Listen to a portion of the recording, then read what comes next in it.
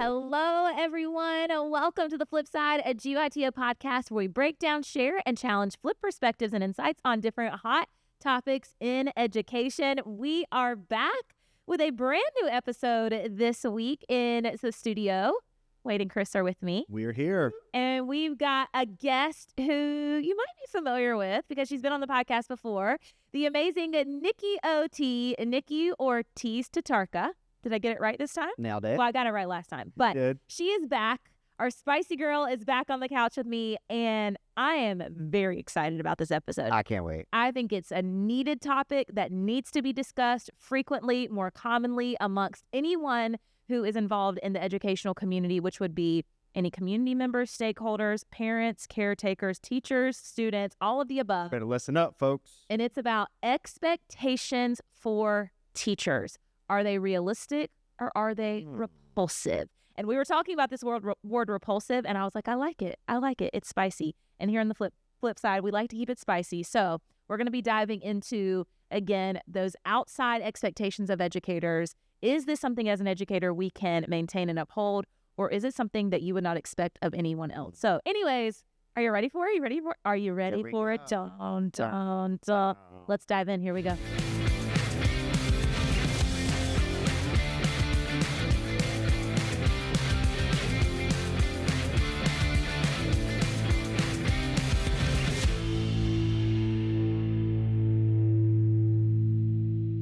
All right, so I have some questions for you all. This is a hypothetical situation. Okay. This is called what if, okay? So I have a bunch of questions that all start with what if, and you just have to answer honestly for each of them. So are you ready?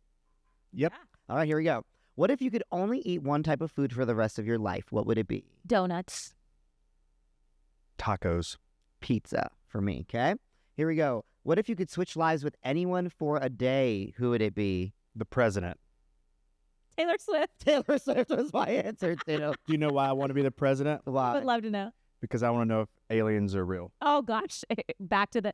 That's If you know, we had a whole. Okay, We had a whole icebreaker about aliens. Yeah, literally. All right.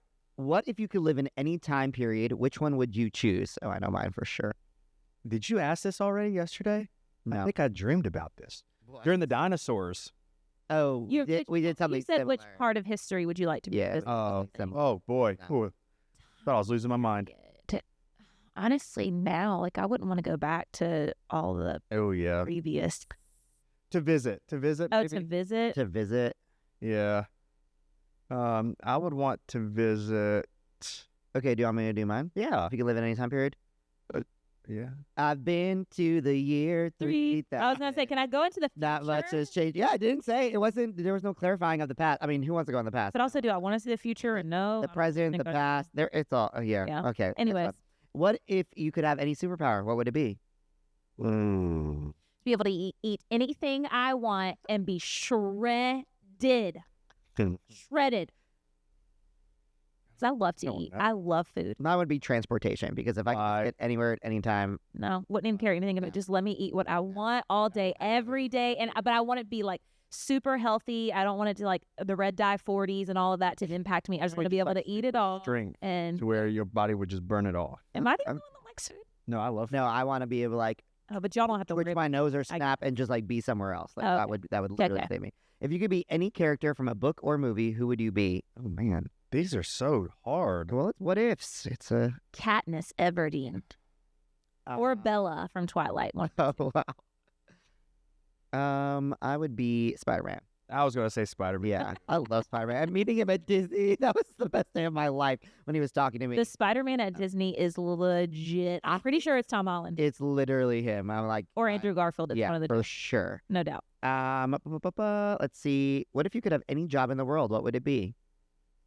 Teacher. Yeah, mine would actually be that sad. I mean, yes. No, but if I could choose my talent and like my God-given gift, it would be a singer. Yes. Like pop star. I would love it. Like you want to be like He's always full choreography pop Oh my star. God, it'd be so fun. What if you could be any age the rest of your life? What age would you choose? 35. Really? I think so. Wow. Can't wait to get there this year then. Yeah, I think I like think so. Because that's 35 like, to 40, 35 to 40. yeah.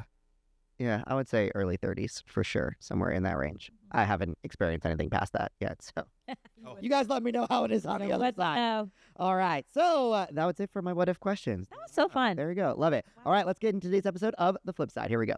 All right, you guys, she is back. She is on the couch. She's Help us back, welcome. back again. OT's She's back. Tell all your friends.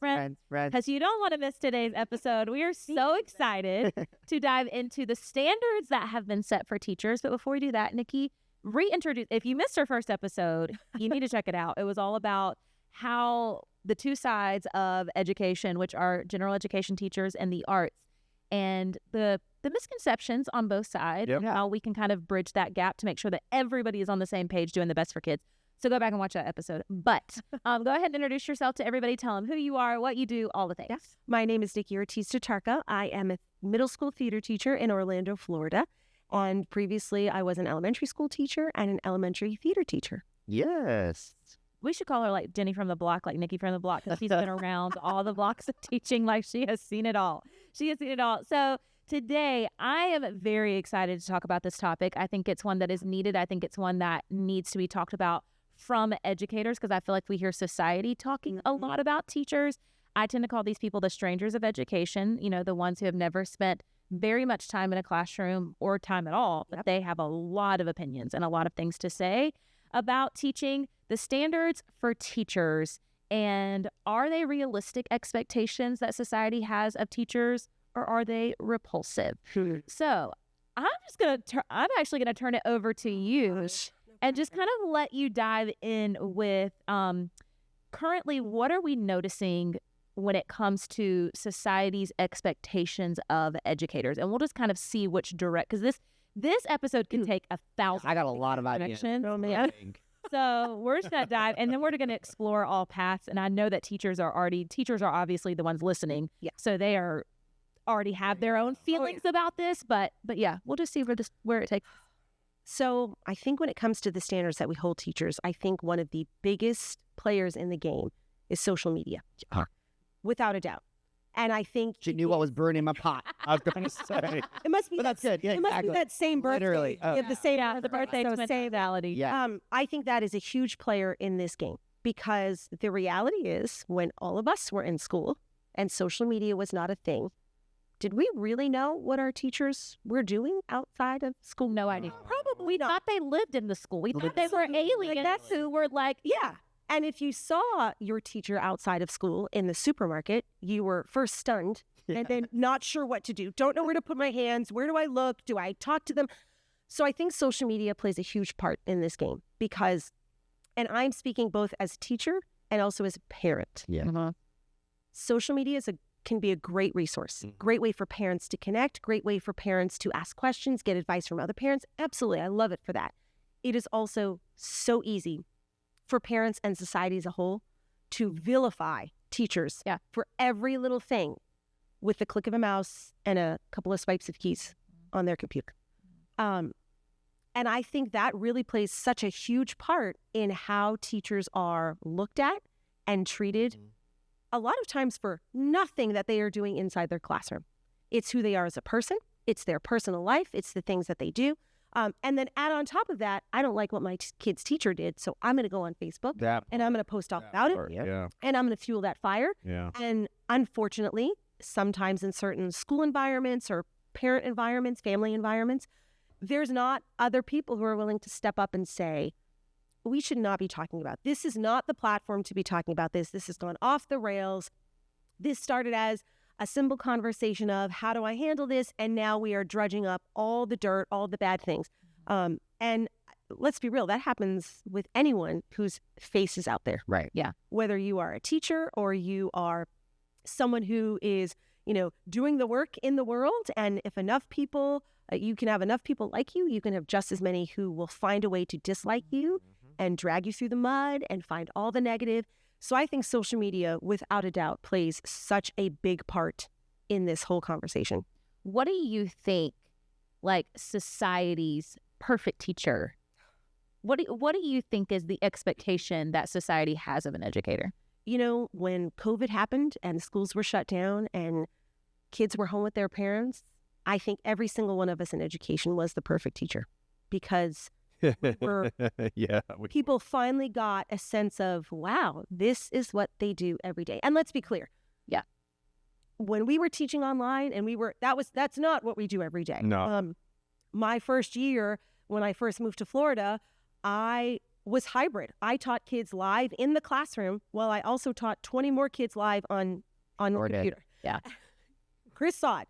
I literally walk past her classroom and she is teaching as if there's a room of 70 kids and it's to a laptop and she's literally going, arms crazy, all the things. And I'm like, keep it up. Because I didn't want that video exists somewhere on social media.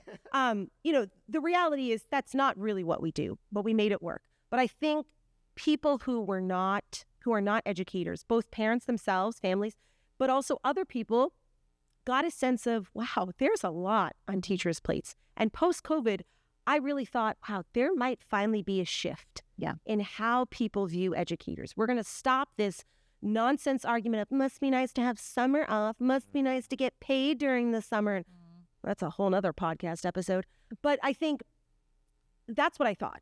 Yeah. And just as quickly as I saw people really understanding and respecting what teachers do, man, did it change real fast. But they're quick to tell you though. Like yes. if they find out you're an educator and you meet, oh my goodness, that's amazing that you're a teacher. Yes. In whatever arena you are absolutely. in. But then going back to your point, it's kind of like, oh, you say that to my face, but you've forgotten. Right. 100%.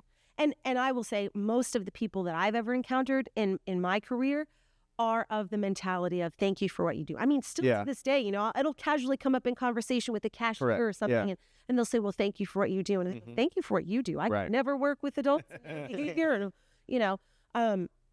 but I think part of it also is in the perfect world, I think the perfect educator is the educator that in society's mind, perhaps sticks to the script, doesn't rock the boat, doesn't dare say or do anything outside of teaching that might rock the boat from that person's perspective.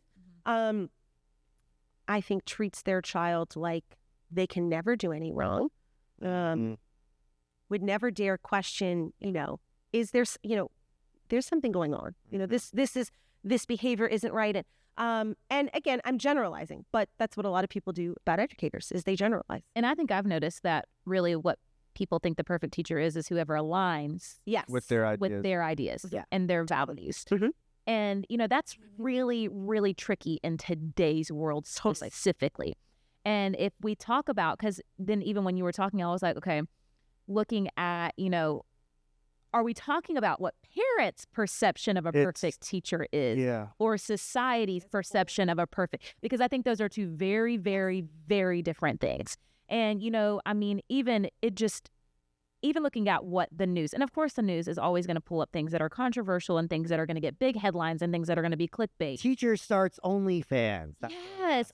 I'm like, why are y'all not parents of kids? Like, are y'all not parents of kids that you want? Because there is so much good happening in education, oh my gosh, yes. but that is never highlighted. It's always the bad. So I also think that it's the narrative that social media, as well as the news, as well as television, TV, people beyond educators, like these people on news stations, they're not teachers. They've never been in a classroom. They might have been a parent at some point, but they're talking about things they have no idea about whatsoever. And notice that the teachers are never questioned. The teachers that are the ones being pulled up and they're doing now, certain things like the only thing, again, but that goes back to homegirl got to make some money somehow. No, that goes back to value. Or boy. She probably, it was a girl. It was a girl that got fired, but it goes back to value. She's way richer now, I'm sure. So, I mean, and it is such a tricky thing, but I feel like social media, as well as the news, as well as what is being highlighted and amplified, is what has caused the great divide between teachers and parents.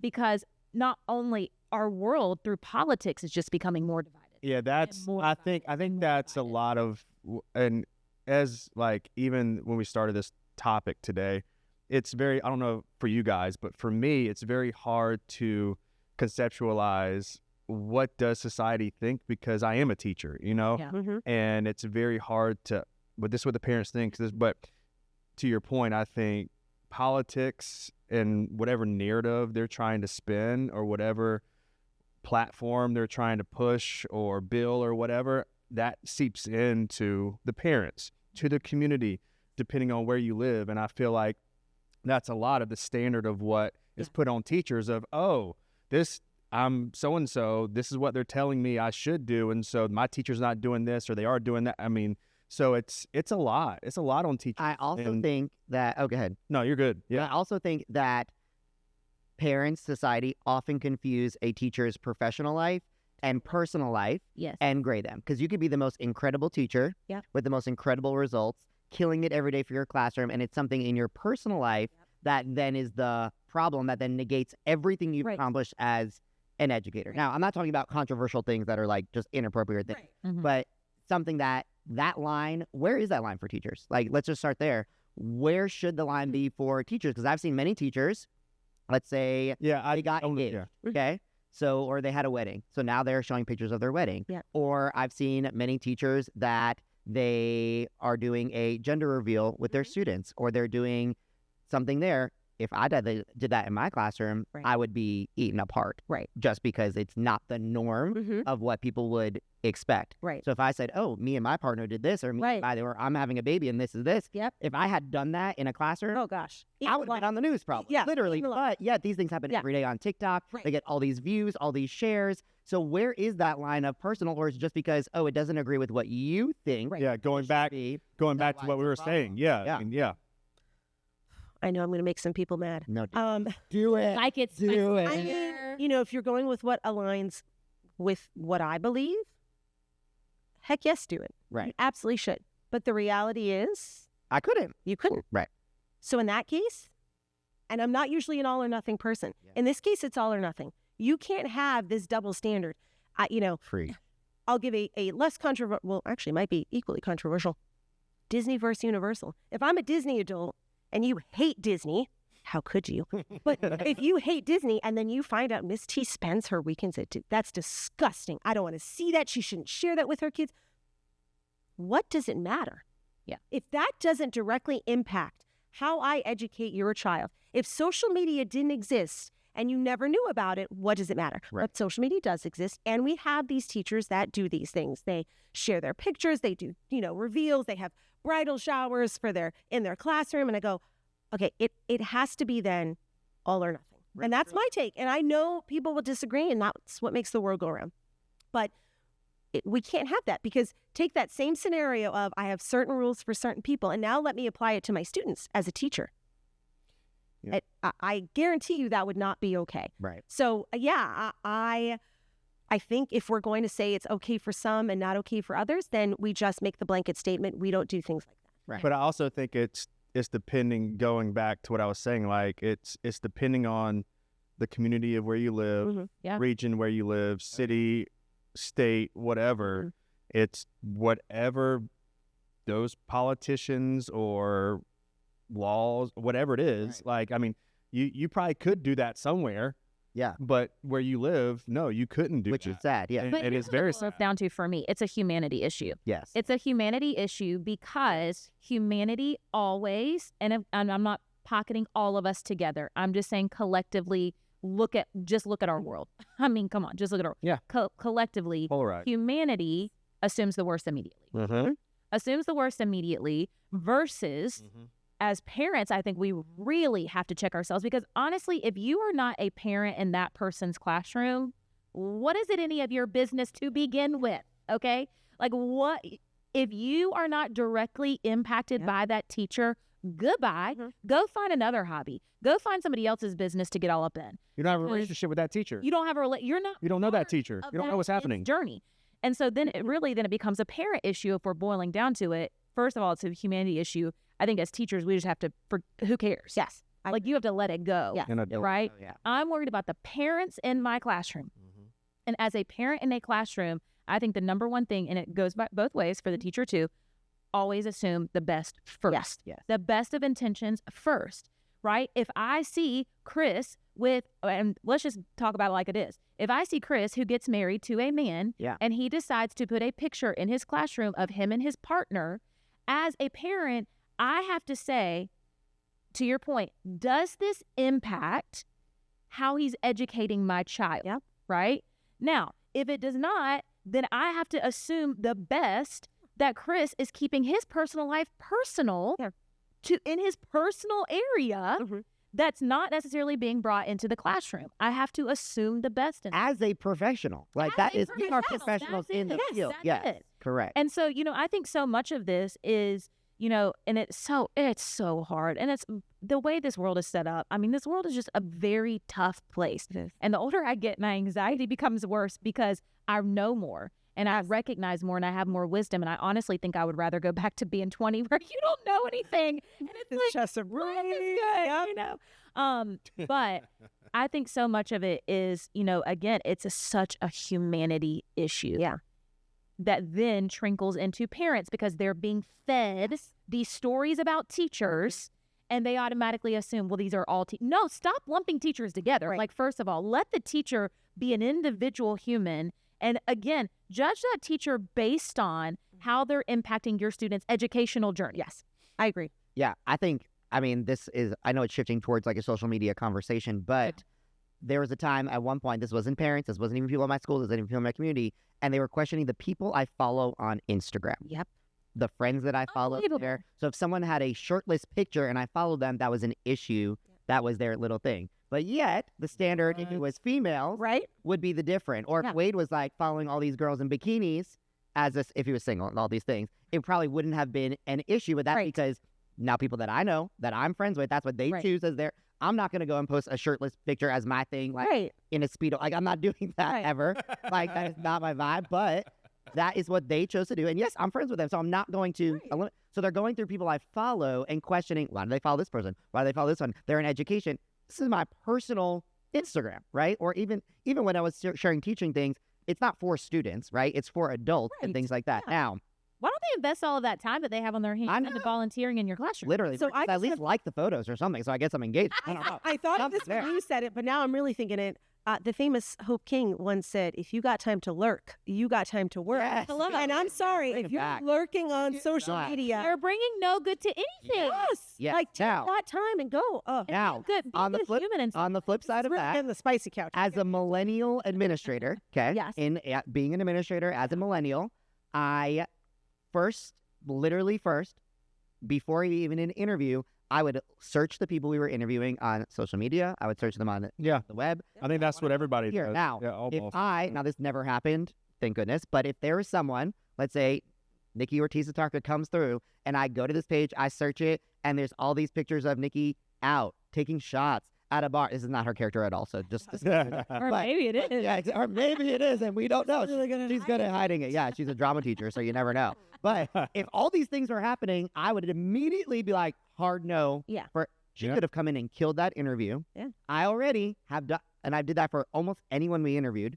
I would do that as an administrator because that is the world that we live in. Yes. And if I can find it, a parent can find it, and I know it's going to lead to more problems down the road. So I know it's like a double standard that I'm setting because I'm like, oh, let people be. But also, as an administrator and leader of the school, I'm like, I'm not trying to clean up these messes. Right. So you could have been the most teacher of the year of the world. I don't know, like whatever. But if that's the narrative you're creating, if I can find it, a parent can find it. And parents are doing the same thing. Oh. As soon as they see the name of their Students are doing it. Exactly. Yeah. My middle schoolers all the time. Oh, yeah. All the time. Man, I had a parent conference one time. I had forgotten about this too. You just brought it up.